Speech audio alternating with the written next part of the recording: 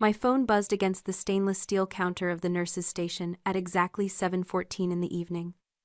I glanced down expecting a lab result or a schedule change. Instead, I saw an email notification from my father, Brian. The subject line read simply, "Update regarding summer reunion."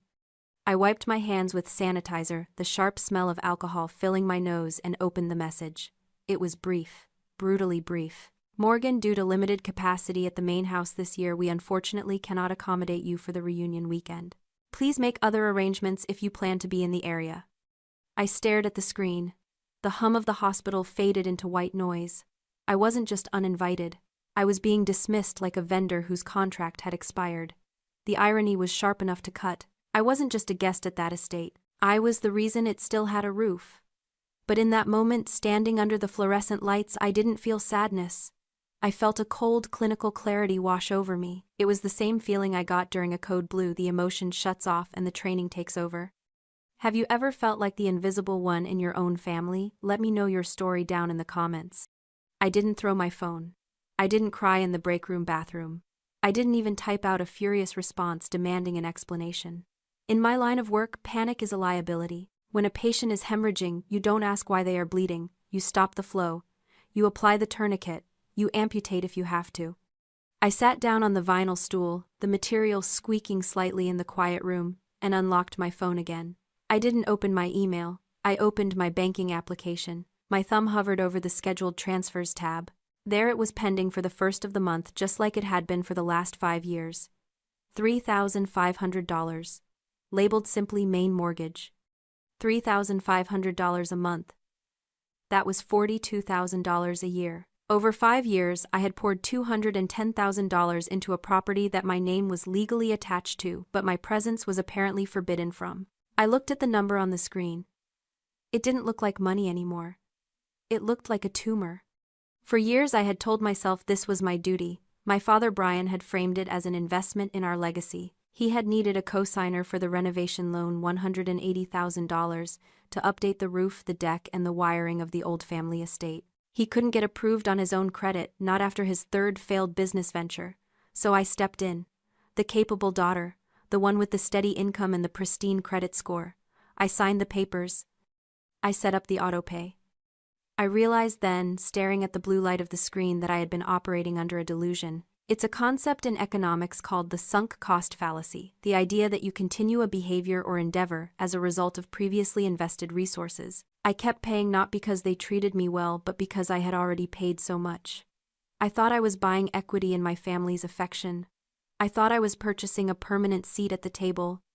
But love isn't a subscription service. You shouldn't have to pay a monthly premium just to be tolerated. I tapped the transfer. A menu popped up. Edit. Skip. Cancel series. I selected cancel series. The app asked me for confirmation. Are you sure you want to cancel this recurring payment? I didn't hesitate. My pulse didn't even quicken.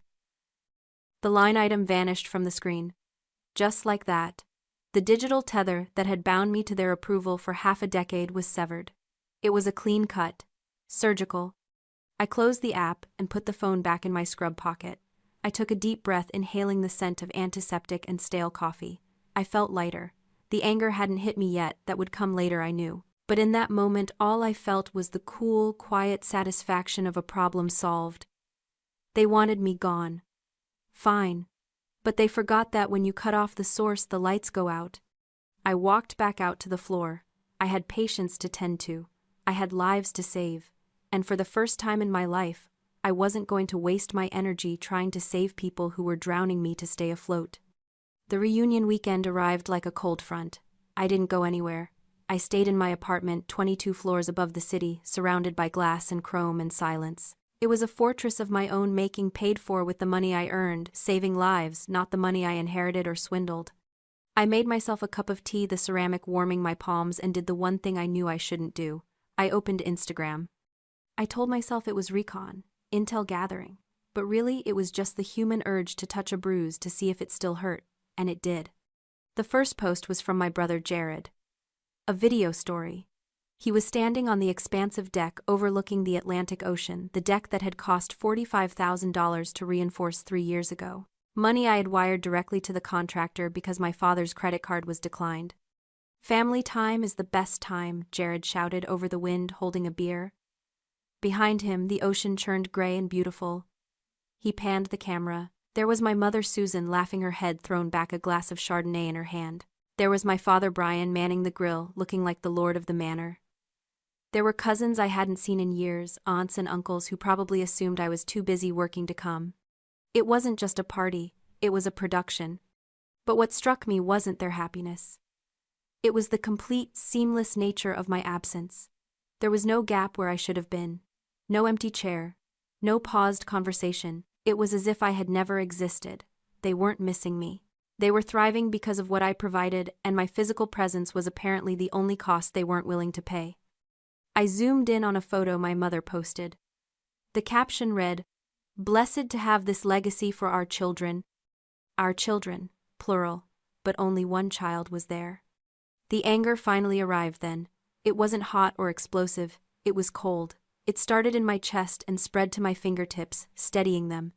They were drinking wine on a deck I paid for. They were sleeping under a roof I insured. They were celebrating a legacy that was currently being subsidized by my 12-hour shifts in the trauma unit. I wasn't a family member to them. I was infrastructure. I was the plumbing, the wiring, the foundation essential but meant to be hidden behind the drywall. I closed the app. I didn't comment. I didn't like the posts.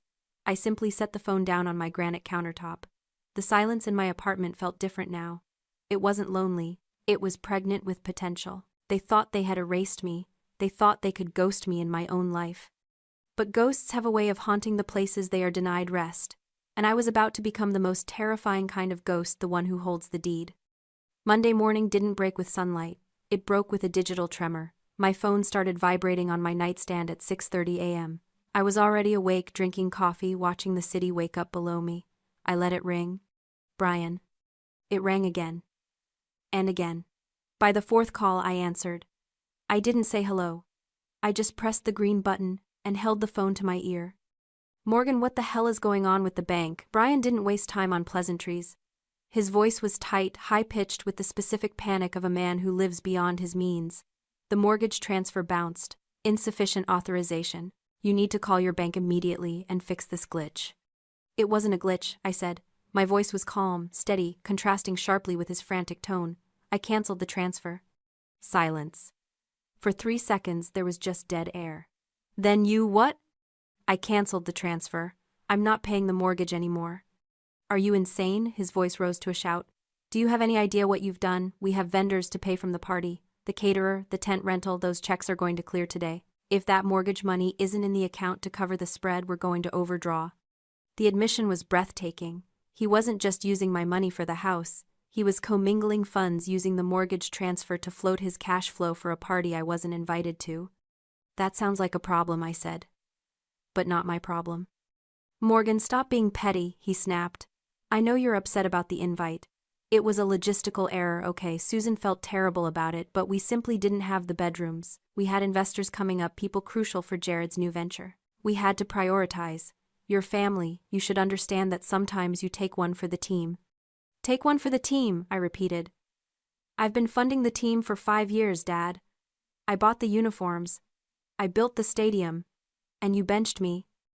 "Don't be dramatic," he scoffed. "Look, transfer the money now and we can discuss this later. If you don't, you're cutting off your nose to spite your face.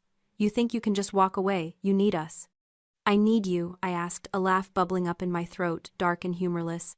"Dad, look around you. Look at the deck. Look at the roof. Look at the wine in your fridge. I don't need you. You are currently standing inside my charity." "You ungrateful little—" "I'm hanging up now," I said. "Good luck with the vendors." I ended the call. My hand was shaking slightly, not from fear but from the adrenaline of finally saying it. He thought he had leverage. He thought he held the cards because he was the patriarch. He didn't realize the game had changed. He wasn't the player anymore. He was the liability. And liabilities get liquidated. I didn't wait for him to call back. I dialed a number I had saved under emergency professional. It was David, a forensic accountant I had worked with 2 years ago when a hospital administrator tried to embezzle from the nursing pension fund. David was expensive, discreet, and terrifyingly good at finding money trails people wanted hidden. "Morgan," he answered on the second ring. You don't call to chat. What's wrong? I need you to look into a property, I said, skipping the small talk. The estate in Maine. I co-signed a renovation loan 5 years ago. I need to know the current financial status, and I need you to look for any irregularities in income associated with that address. Irregular income, David asked, his tone sharpening. You think they're laundering? I think they're spending money they don't have, I said. And I want to know where it's coming from. Give me 2 hours. It took him 90 minutes. When my phone rang, I was pacing my living room, the city view blurred by my own agitation. You were right to call, David said. I found something interesting. Actually, I found something criminal. Tell me. The property isn't just a private residence, Morgan. It's listed on a luxury rental platform under the name The Cliffside Estate. It's been active for 18 months. I stopped pacing. Rental. High-end vacation rental, David clarified. $10,000 a week during peak season. It's booked solid from June to September. But here's the kicker, the listing isn't under your father's name. It's under an LLC registered in Delaware, Jared Ventures LLC. My brother, my unemployed finding himself brother, was running a 6-figure hospitality business out of the house I was paying for. How much, I asked, my voice barely a whisper. Based on the booking calendar and average rates. Conservative estimate, they've pulled in over $150,000 in the last year alone. And, according to the tax records I pulled, none of that income has been declared on the property taxes or used to pay down the principal on the loan you co-signed. The room spun. It wasn't just ingratitude. It wasn't just neglect. It was theft. They were monetizing my investment, pocketing the profit, and letting me carry the debt. They were living like kings on a castle built on my credit score. Send me everything, I said. Every screenshot, every booking, record the LLC registration. Everything. Morgan, David said, his voice dropping a register. If you use this is fraud. You could put your brother in jail. I looked out at the city skyline, steel and glass reflecting the cold sun. I thought about the email. We cannot accommodate you. He put himself there, I said. I'm just turning on the lights. I hung up. The sadness was gone. The hurt was gone. All that was left was the cold, hard certainty of a diagnosis. The infection was deep. It was systemic. And it was time to cut it out. I drove north. The city faded into suburbs, suburbs into highways, highways into the rugged, pine-lined roads of coastal Maine. 4 hours of silence. No radio, no podcasts, just the hum of the engine and the rehearsal of what I was about to do. I arrived at the estate just as the sun was beginning to dip, casting long, bruised shadows across the driveway. There were 3 cars parked on the gravel, my father's SUV, my mother's sedan, and Jared's convertible. The convertible I knew he couldn't afford. I didn't park in the guest spot. I parked right in front of the garage, blocking them all in. I walked up the stone path I had paid to have relayed 2 summers ago. The front door was solid oak, imposing. I reached into my pocket and pulled out my key. I wondered briefly if they had changed the locks, but arrogance is often lazy. They hadn't. The lock clicked, the door swung open. The house smelled of stale wine and expensive candles. I walked into the great room. They were all there, lounging on the custom leather sectional. Jared was on his phone, laughing. My mother was flipping through a magazine. My father was pouring a drink at the wet bar. They froze. The silence that fell over the room wasn't awkward. It was heavy. Morgan, my mother, stood up, clutching her magazine like a shield. What are you doing here? I have a key, I said, my voice flat. It's my house. It's not your house, Jared sneered, not bothering to stand. You just co-signed. That doesn't make you the owner, and you weren't invited. Actually, I said, walking to the coffee table and dropping a thick manila folder onto the glass surface. The sound was like a gavel strike. It makes me the primary financial guarantor. And since the mortgage payment bounced yesterday because I canceled it, and since you've defaulted on the terms of the loan by running an unregistered commercial enterprise on residential property. I paused, letting the legal weight of the words settle. I am exercising my right to secure the asset. My father slammed his glass down. Commercial enterprise. What are you talking about? I opened the folder. The first page was a color printout of the Airbnb listing, The Cliffside Estate, hosted by Jared Ventures LLC. $150,000 in revenue last year, I said, looking directly at Jared. His face went white. Not a dime of which went to the mortgage. Not a dime of which was declared to me. That's just a side thing, Jared stammered. Helping out with expenses. You didn't help with expenses, I corrected him. You profited from my liability. That's fraud, Jared. And Dad, you let him do it. This is a family home, my father shouted, his face turning a dangerous shade of red. You are trying to steal it from under us. I'm not stealing it, I said. I'm repossessing it. The air in the room changed. It shifted from annoyance to terror. They realized finally that I wasn't there to argue. I wasn't there to beg for an apology. I was there to foreclose on their entitlement. You have until sunset, I said. Pack what you can carry. The silence that followed wasn't peaceful. It was the vacuum before a collapse. My mother was the first to break it. She didn't scream, she dissolved. It was a tactical dissolution, the kind she had used for years to get her way, tears welling up in her eyes, hands trembling, voice dropping to a wounded whisper. Morgan, please, she said, reaching for my arm but stopping short when I didn't flinch. You can't do this. We're your family. We just had a party. The house is full of food. Where are we supposed to go? I don't know, I said. Maybe you can rent an Airbnb. I hear Jared knows the market well. This is cruel, my father spat, stepping between me and my mother. You're doing this out of spite because you weren't invited to a barbecue.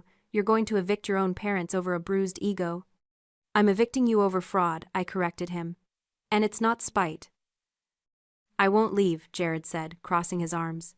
He was trying to look defiant, but he looked like a child caught stealing from the register. I have tenants coming next week. A corporate retreat. They paid $6,000 up front. I can't just cancel. You already canceled, I said. I contacted the platform an hour ago with the deed and the police report number I filed for identity theft regarding the utility bills. The listing has been suspended. The money is being refunded from your account. Jared's phone buzzed in his pocket. He pulled it out, stared at the screen, and the defiance drained out of him like water from a cracked glass. You reported me to the police, he whispered. Not yet, I said. I filed a report to establish ownership. The fraud charges, those are pending. I pulled my phone out and placed it on the coffee table. I dialed a number and hit speaker. It rang once. This is Catherine. My lawyer's voice filled the room, crisp and professional. Catherine, I'm with the occupants, I said. They are refusing to vacate. Certainly, Catherine said. If the occupants do not vacate the premises voluntarily within the hour, we will proceed with filing criminal charges against Jared Ventures LLC for wire fraud, bank fraud, and grand larceny. Given the amount over $150,000, we are looking at a mandatory minimum sentence of 10 years in federal prison. We will also be naming Brian and Susan as accessories to the crime as they knowingly facilitated the enterprise on a property they did not own. The room went dead silent. The only sound was the hum of the refrigerator and the wind battering the windows. 10 years, my mother gasped.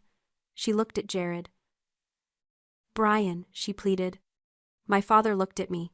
He was searching for the daughter who used to seek his approval, the girl who would do anything for a pat on the head.